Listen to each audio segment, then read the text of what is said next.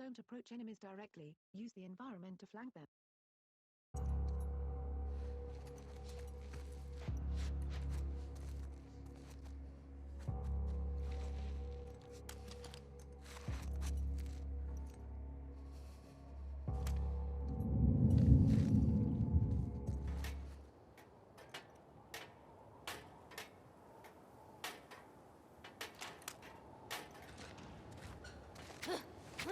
Hey, Abel.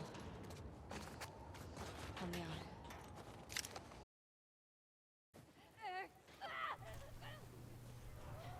out.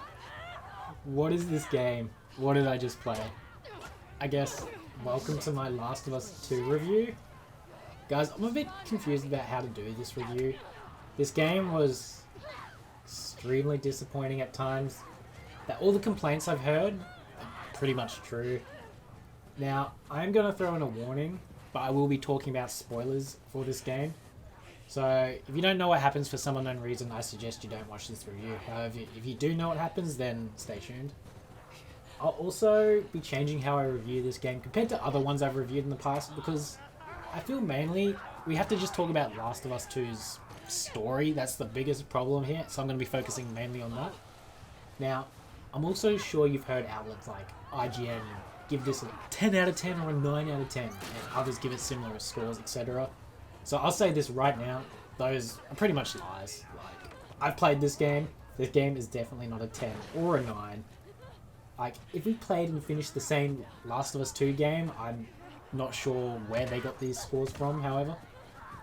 But I will say this, though. In its defense, people who've given this game a 1 or a 2, those reviews are also not true. You can tell, like, they've just done a review out of anger and haven't actually properly played this game. Like, granted, their anger is understandable, but this game definitely isn't a 9 or a 10 like IGN's given it, but it also isn't a 1 or a 2 as well. It does have some great points to it, regardless of how you feel about the story and some certain characters. It does have a lot outside of those, I will say, so that's why I wouldn't give it a 1 or a 2 like some people have done. For example, Last of Us 2's graphics and its audio are absolutely amazing here, and there's no denying it earns points for that. Its animations are also really great, and if you love the gameplay elements from the first, you'll also have a really fun time here, even though it can be a little bit janky at times. But overall, I think if you enjoyed Last of Us 1's gameplay, you will definitely have fun here. Now, I know I'm pretty much glossing over the gameplay, graphics, etc. But for this review, I just really want to focus on the story and its characters, because mainly this is where massive problems just come up. Once again, spoiler warning for those who somehow don't know by this point, this is a spoiler review. Anyway, you've been warned. So, the story can be split into what I feel 2 sections. First, it starts off with something as a revenge story. Basically, Ellie goes after this girl called Abby and her friends who are somewhere in Seattle because Abby thought it'd be fun to play golf with Joel's face and smash the shit out of Joel within the first hour as well. So that was But yeah, and then Ellie's basically forced to watch Joel's death, and, that's where the revenge starts. Now, the second part of this game this is the massive problem with it, I feel, is where the game forces you to play as Abby, and you're seeing what she was up to while Ellie was traveling through Seattle looking for Abby. If I had to sum it up, it's sort of like a dutagonist setup it has here, and it fails really hard. Firstly, like I said before, Joel is killed within the first hour, and Ellie, who sees this, goes full rage mode, understandably, and wants revenge. Now, if they wanted to do a revenge story, sure, okay, cool, I guess. I mean, Joel has done a lot of terrible things, and he does have a heaps of enemies, so I can accept that there are people out there who hate him. It's kind of understandable in this type of world. I mean, most people have done messed up shit. And not only that, but a lot of the people, or mainly fans, have had some suspicion that Joel might die in this one, since basically he's kind of served his purpose of saving Ellie in the first one, and he's sort of become kind of old in this one. But where this game fails so hard is not the fact that Joel dies, but it's how they killed him in such a very poor way. And worse, is you play as the garbage random character called Abby, who killed Joel for good, like half the game. Now, listen, like, I have no problem with Joel dying in this story, or this series, I should say, if it serves for a better story experience. Hell, even Abby technically does have a good enough reason as to why she wants to kill Joel, because Joel killed her father, pretty much. I will. But having the main character, Joel, dying in such a manner, as, like, getting butchered within the first hour, then trying to make us sympathise with Abby by forcing you to play as her, and killing Joel off is straight up just trash. Like, no one wants to do that. And even worse, you play as Abby to beat the shit out of Ellie too, later in the game. Like, why would anyone actually enjoy playing as someone we don't care about just to then hurt characters we do care about? Like, imagine you're playing as a random Nilfgaard soldier who kills Gerald, and then you have to play the remaining Witcher 3 as this random Nilfgaard soldier. Like, I don't think Naughty Dog realizes that if you take Ellie and Joel out of this world, it's just another repetitive zombie game. Like, listen, people don't care about your games for the settings or anything like that. No one really cares that it's a post-apocalyptic world. There's more than enough of them. And people don't really care about random characters you throw at us either. What people care about, and this is what they should have focused on, is people fell in love with the main characters and they played in the first one. And they loved watching Joel and Ellie interacting with each other and how they dealt with this world. If you take away those two, like the most popular characters from this game, in one of the worst possible ways as well, it's no surprise people are going to lose their shit over it. And then at the end, like, they even take away, not even at the end, halfway through they take away Ellie, as you can't play as her anymore and you have to be forced to play as Abby. Like, I can't believe they didn't realize how pissed people would be, because it's so mind-blowing. I couldn't believe it as I was playing it. But I won't lie, despite what happened to Joel and ignoring Abby's side completely, I was having some minor fun playing as Ellie, as I didn't mind Ellie too much. You know her story. But when the game suddenly says, sorry, you got to play as Abby for pretty much the rest of the game, because we want you to, my interest just died right there.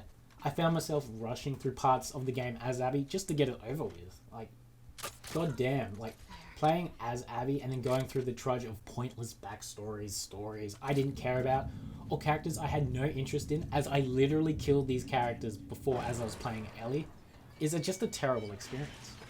Most of the characters you meet with Abby, you won't care about. And the reason for this is because you already hate Abby, because she pretty much killed Joel from the get-go and no one really likes her. So why would you have any interest or care about side characters Abby cares about? Like, if you don't care about Abby, you're not going to care about anything she cares about in the first place. And worst of all, most of the characters you meet as Abby die anyway, making most of her, if not all her story, pretty much pointless. Like, literally, there's a whole hospital trip section Abby does to save a character, but it's pointless because this character literally dies in the next section anyway. It's... I'm sure this is Naughty Dog trying to, like, come up with some way, or, like, give Abby some background, or give her a redemption arc, or something, just to make us sympathise with her, but it didn't work, and I just don't care about it. Now, like I said beforehand, I do understand why Abby wanted to kill Joel, since Joel killed her dad. I'm sure if any of us were in Abby's position and Joel killed our dads, we'd probably be just as angry. But this story could have been 100 times better, and not... if it was done in not such a disrespectful way as Naughty Dog did it. If you're so committed to having, like, two protagonists, why not, I don't know, have Joel as in the first half? Like, give us at least a first half to play as Joel before you kill him off. And then maybe have Abby lure him out with some plot device, like a letter or something. And there could have been some story point made up, I don't know. And just having him die in a more meaningful way. And then the second half could have been us hunting down Abby as Ellie, like, to finish the job. Like, and then in the final confrontation, you could find out what Abby did and why she did it, like, etc., and then give us a choice whether we want to kill Abby or not. Like, don't force us just not to kill her. Like, give people a choice for once in these games. I don't know, I'm just making up my own game at this point. But you can see there's hundreds of different ways they could have gone about it, and Naughty Dog chose one of the worst. Now, I'm not saying Joel has to die like Dom from Gears of War, where he goes out with a massive bang, but at least give people who love his character some time to play as Joel and get to interact with him one last time, and then have him go out in a more meaningful way if you're so intent on doing a revenge story. Now, another thing people were saying was Ellie's a lesbian, and I'm not gonna lie, I don't really care if Ellie sucks cock or eats pussy. It doesn't bother me one way or the other. But I will say the romance in this game does feel a little forced. Like, maybe I'm better off just leaving it down to teenage hormones or something, but Ellie's love interest, Dina, feels more tacked on than anything. Like, they have a one-night stand before Joel is killed or something, and then suddenly Dina's all down to go through literal hell just so she can have some of that Ellie to all herself. I mean, I understand Dina's got a crush on Ellie or something, but is that a strong enough bond to travel across a country murdering people in a post-apocalyptic like place just because you're into someone? No idea at this point, so that's why I'm just gonna ignore the whole lesbian thing. I'm not gonna care about it. What other points are there though? I guess another problem, and maybe this one's more a personal problem I had than anything, but the cutscenes in this game. Like, they look amazing, I won't deny that, but holy fuck, the cutscenes in this game drag on for way too long. And worst of all, cutscenes have their own cutscenes it makes storytelling like confusing because it's so convoluted in this manner. Now, I know The Last of Us is meant to be like a movie, it's meant to feel like a movie game, but I've never really enjoyed those types of games. And I'm going to be honest once again with you guys, it's one of the reasons why I didn't really enjoy the first one too much either. Like, it felt like too much of a movie for my taste, and of course I know I'm the minority here when it comes to disliking the first, but I can at least understand that people who love the father-daughter relationship of Joel and Ellie would be ripping into Naughty Dog with how disrespectful they've been to these characters. I mean, all I've got to do to understand that is simply take any characters I love from any game, put them in the same scenario as how Last of Us 2 treats them, and voila, I understand and I'd get pissed too. Anyway guys, enough rambling. I really don't want to talk about this game too much anymore.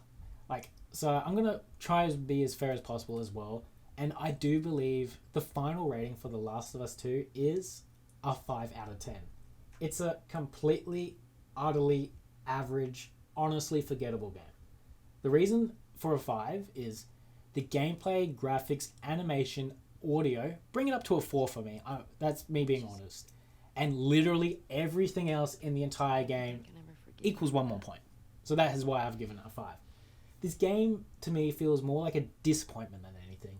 Like how Joel must have felt knowing Naughty Dog was going to kill him off this way. Its story has a lot of flaws and questionable decisions.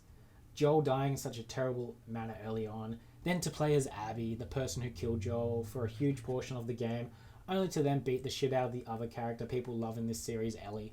Like, why would anyone enjoy that? I don't understand. It makes no sense. The characters you then meet and talk to with Abby, I don't care about because I don't care about Abby, therefore I don't care about any relation she has, which makes it all redundant. And I'm honestly glad I wasn't as big of a fan of the first, simply because if this was the type of sequel to a game I loved, I'd be so shocked with disappointment, I'd probably pretend it isn't canon, to be honest.